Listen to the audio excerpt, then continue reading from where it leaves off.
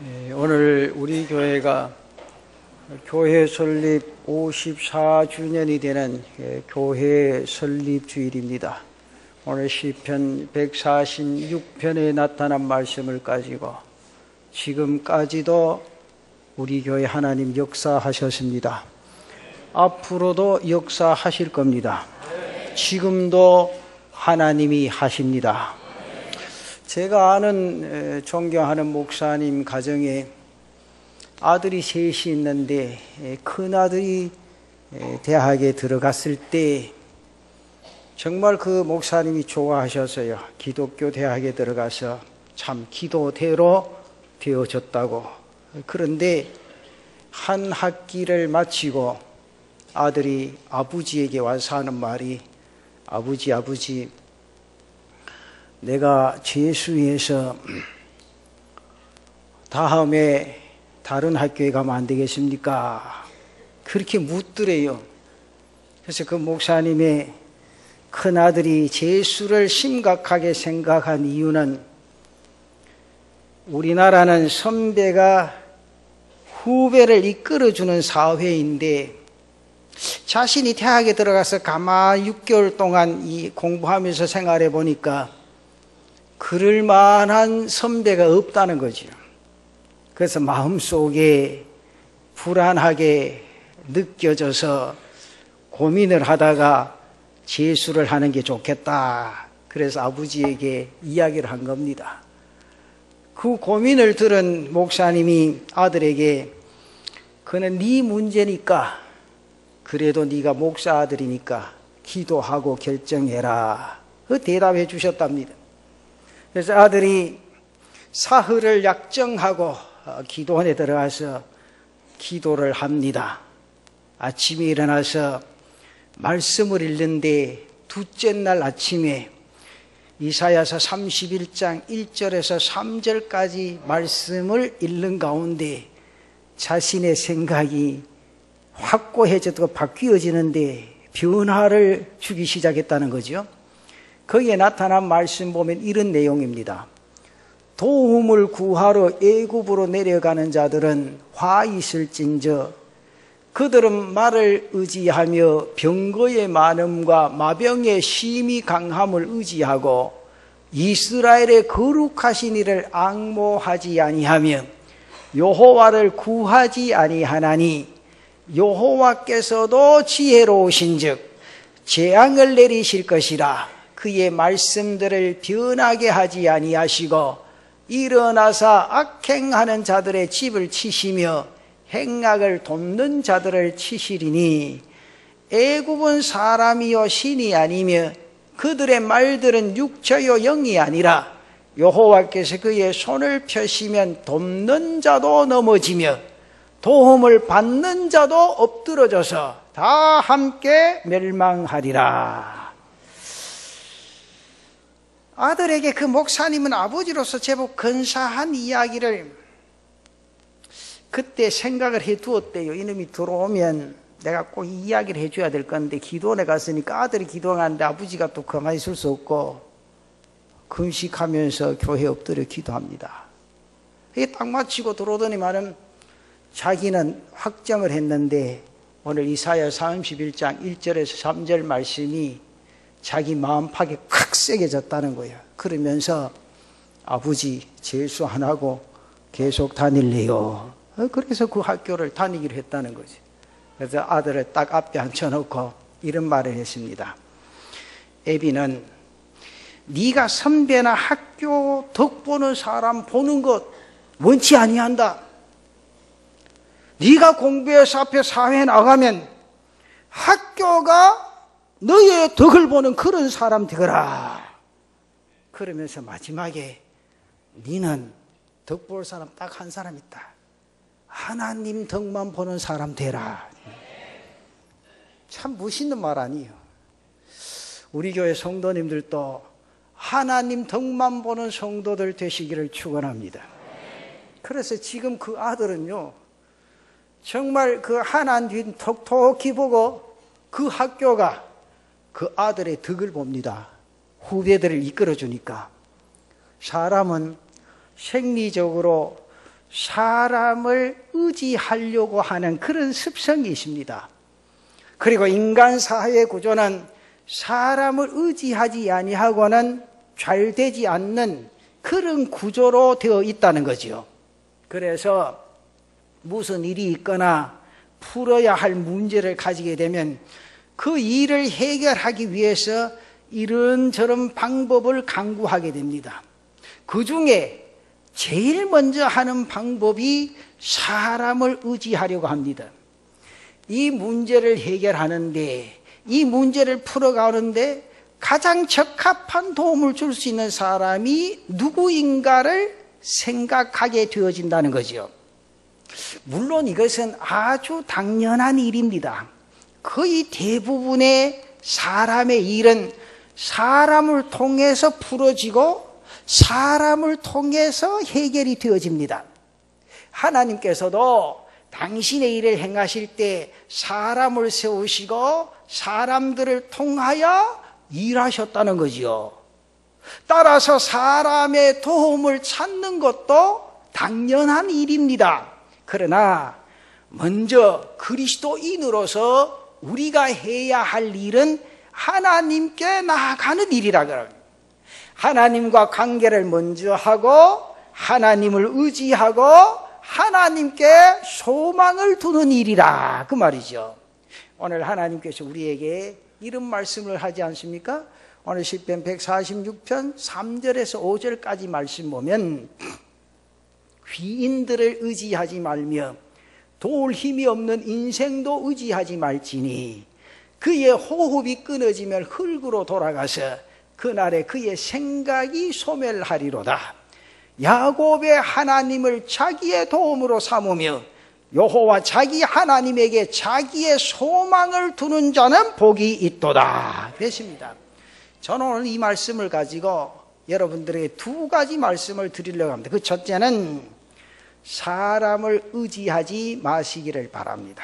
오늘 3절 말씀에 귀인들을 의지하지 말며 도울 힘이 없는 인생도 의지하지 말지니, 여기 성경에 먼저 귀인들을 의지하지 말라 그렇게 말합니다. 예전 성경에 보면 방백들을 의지하지 말라, 방백이라고 되어 있습니다.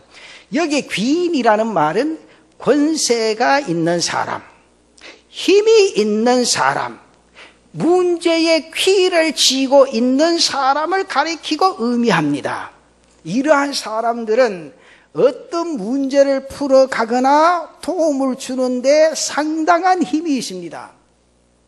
제가 아는 분 가운데 한 분은 은행 지점장을 잘 아는데, 그 지점장도 한 분이 아니고 여러 지점장들을 많이 아는데, 그래서 그 은행 지점장과 자주 만나요.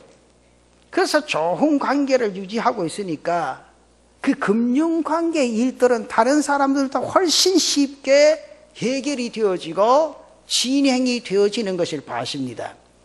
일반인들은 잘 해결할 수 없는 일은 그분에게 맡겨놓으면 척척 풀어나간다 그 말입니다. 중요한 인사들과 좋은 관계를 유지하고 그들의 도움을 받는 것도 필요합니다. 그런데 기억하셔야 될 것은 절대적인 것은 아니라 그 말이죠. 그래서 오늘 말씀은 그들을 전적으로 의지하려고 하지 말라 그런 말씀입니다. 그리고 인생을 의지하지 말라고 하십니다. 여기서 인생이란 것은 일반적인 사람을 의미합니다. 우리는 땅 위의 인생의 삶을 살아가면서 사람을 의지합니다.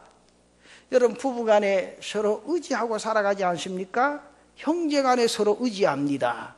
또 친구간에 서로 의지하고 살아갑니다. 서로 의지하고 살아간다는 것은 인생의 삶에 굉장히 중요하고 필요합니다.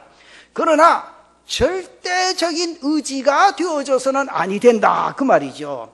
서로 믿음 안에서 사랑하고 우위를 지키면서 신뢰하고 살아가는 것은 굉장히 아름답습니다. 성경은 우리로 그렇게 살아가라 말씀을 하십니다. 인생이 짧기 때문에 사랑하면서 살기에도 부족하다고 할 정도로 표현을 합니다. 그러나 사람을 의지하되 절대적으로 의지하고 소망을 둘 대상은 아니라 그 말이죠. 왜 그렇습니까? 저는 딱 한마디로 끝까지 가봐야 합니다. 사람은. 안 그래요? 좋을 때는 입에 있는 거 다 내줄 것 같이 해놓고 조그마한 얼음이 딱 부닥쳐 오면 내 몰라라 하고 팽개치는 게 우리 일상의 사람 관계 속에서 얼마나 많은지 모릅니다. 그러므로 사람과의 관계는 끝까지 가봐야 한다고요. 지금 당장 도움이 되었다고 해서 그것이 영원한가 하면 그렇지 않을 수도 있습니다. 지금은 도움이 되었을지언정 오히려 도움을 받은 것이 잘못될 수가 있고 자신에게 화가 될 수도 있다 그 말입니다. 여러분, 금년에 참 우리나라에 사건 사고가 많이 일어났죠.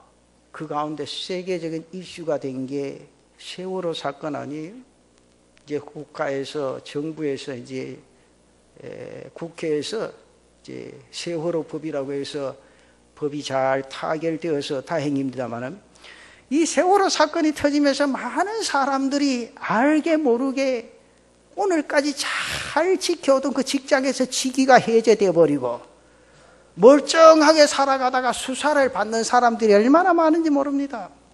그들은 유병언이라는 사람, 청해진과 관련된 정치인들의 힘을 등에 업은 사람들입니다. 쉽게 말하면 한때 잘 나갔던 사람들입니다. 그런데 이제 어떻게 되었습니까?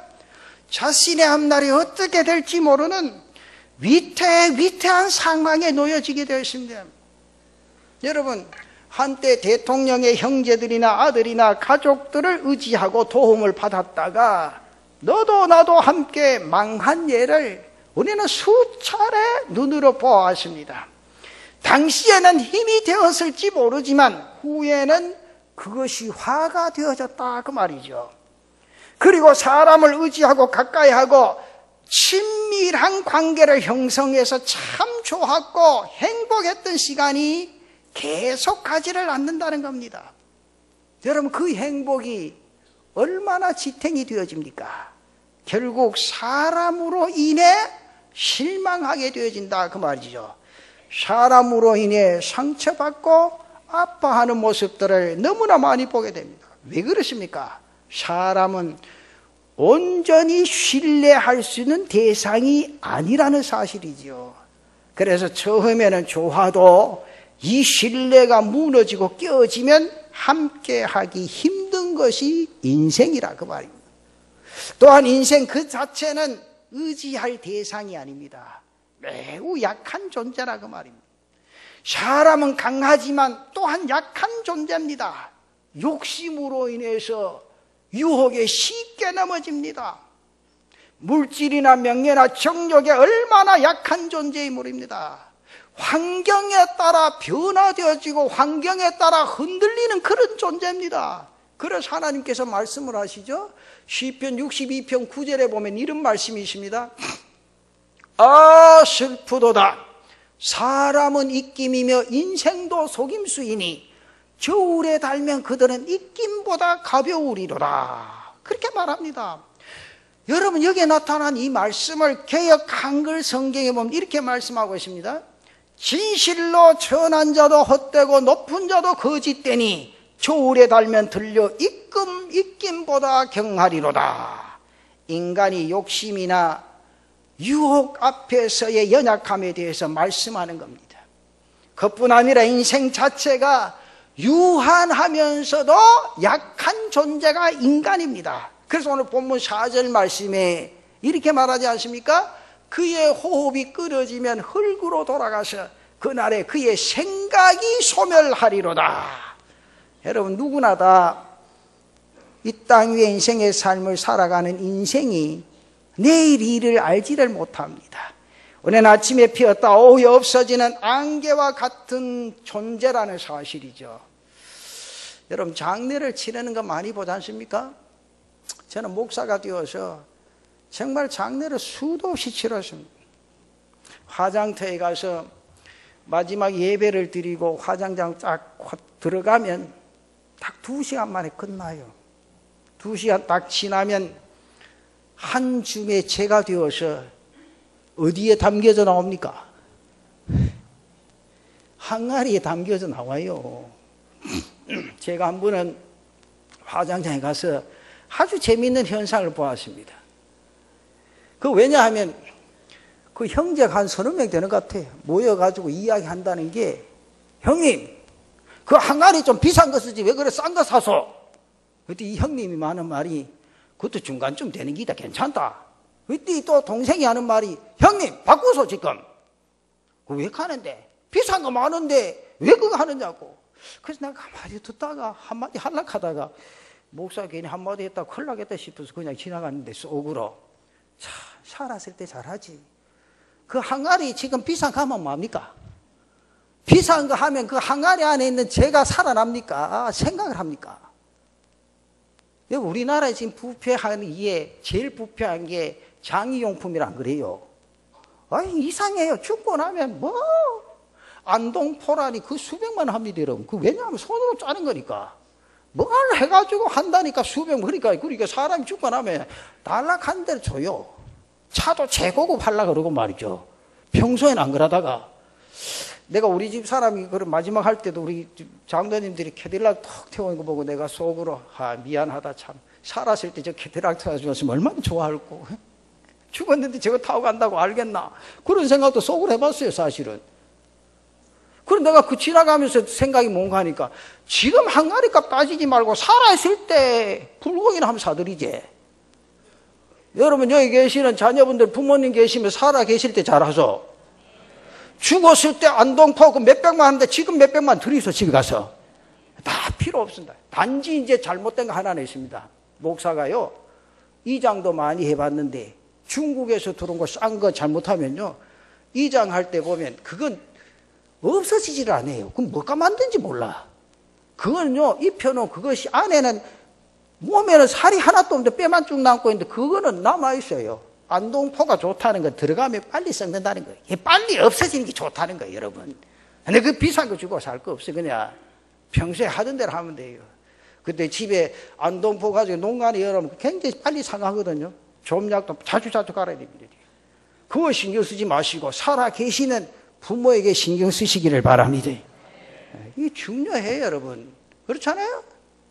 우리가 사람이 살아가면서 제일 지혜로운 게 인간인 것 같은데 제일 어리석은 게 사람이요. 죽고 나면 다 필요 없어요, 여러분. 그렇잖아요? 제가 어떨 땐 그런 생각을 해봐요.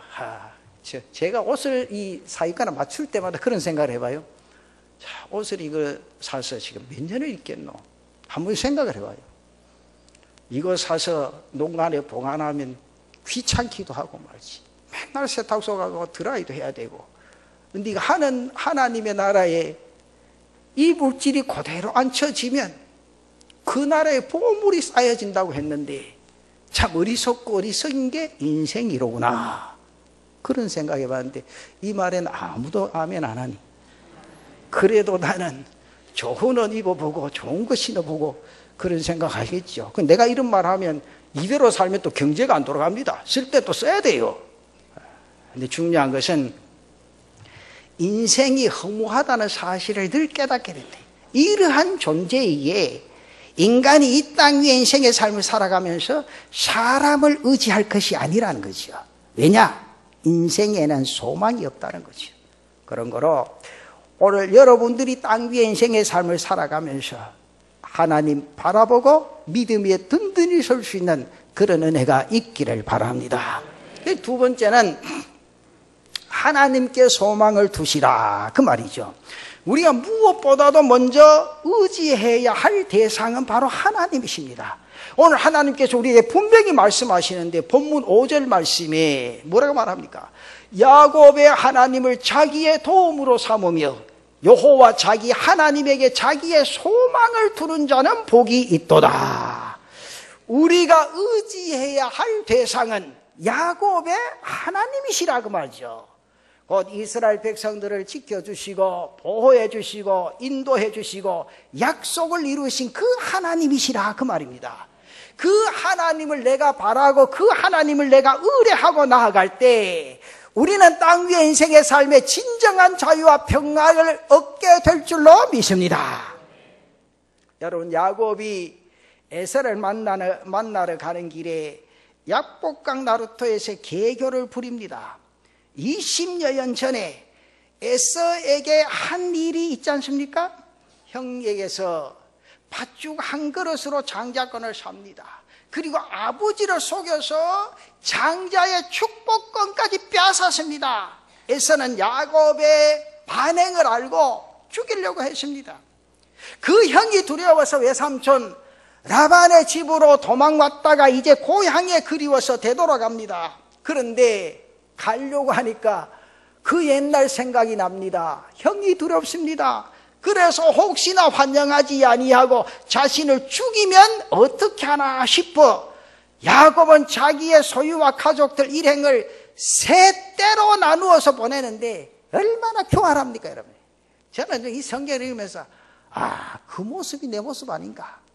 인간이 이렇게 교활하게 살아가는구나. 그거 성경 보면 그렇죠? 제일 먼저 앞에 누구 세웁니까? 자기 부인도 안 세워, 본부인도 안 세워. 누구 세웁니까?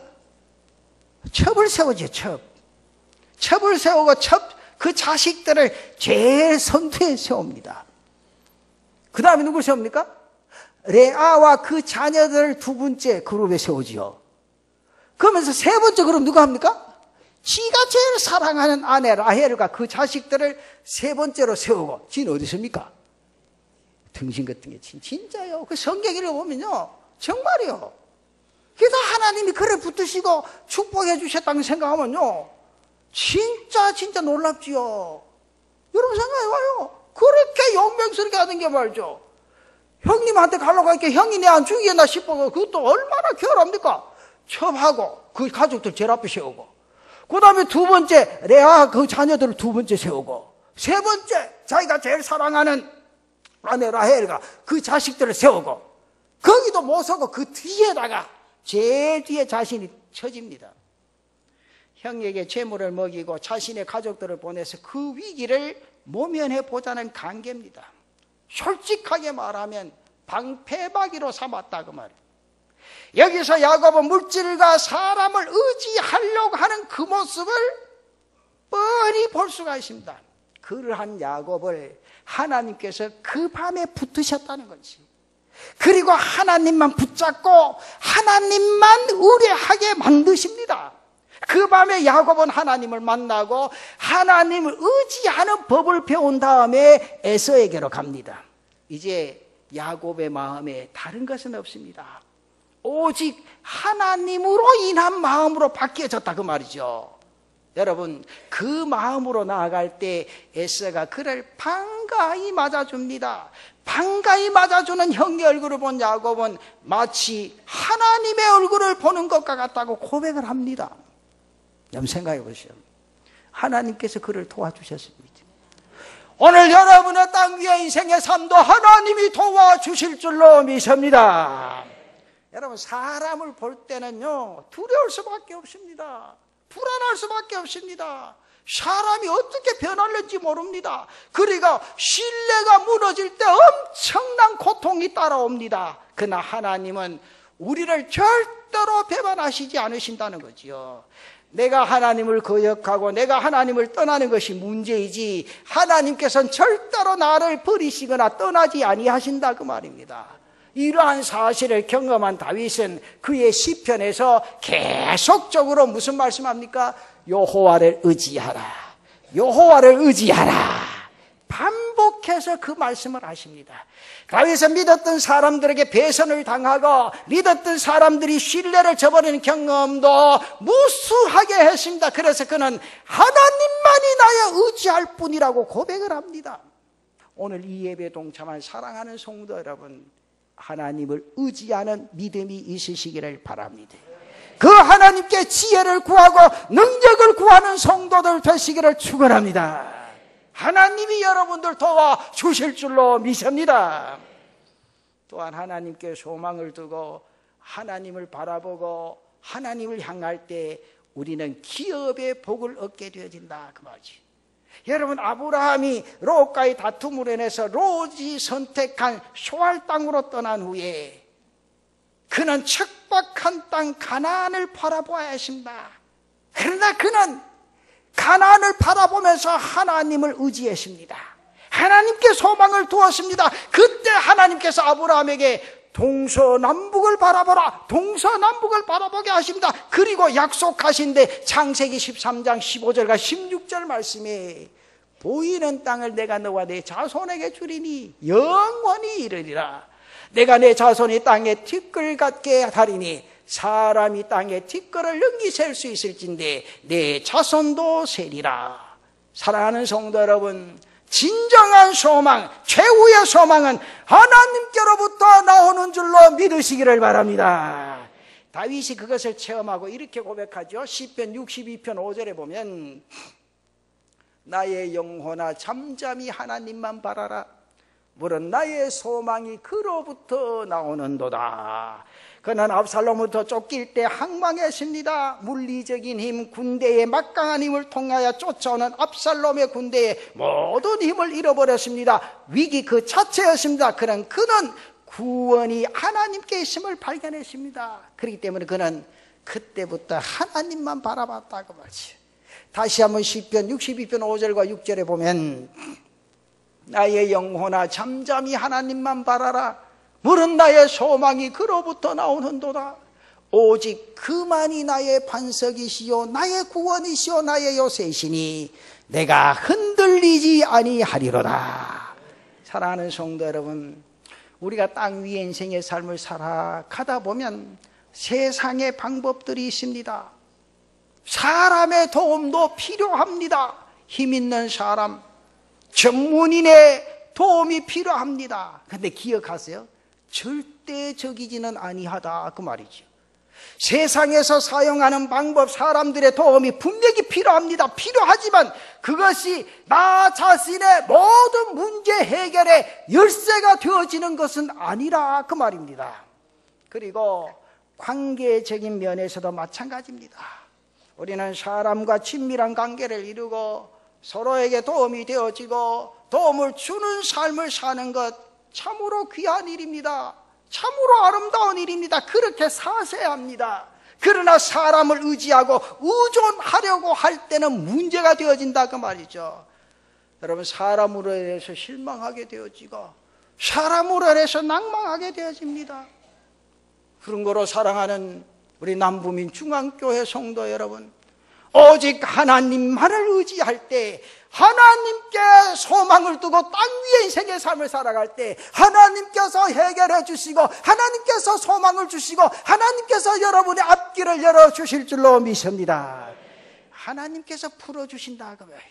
하나님께서 역사해 주신다 그 말입니다. 이제 하나님만 바라보며 달려가는 우리 성도들 되시기를 바랍니다. 그분을 의지하고 그분께 소망을 두고 갈 때 하나님께서 우리에게 복 주시고 선한 역사를 분명하게 이루어 주실 줄로 믿습니다. 그러한 삶을 주님 손 꼭 부여잡고 달려가는 저와 여러분들 되시기를 바랍니다.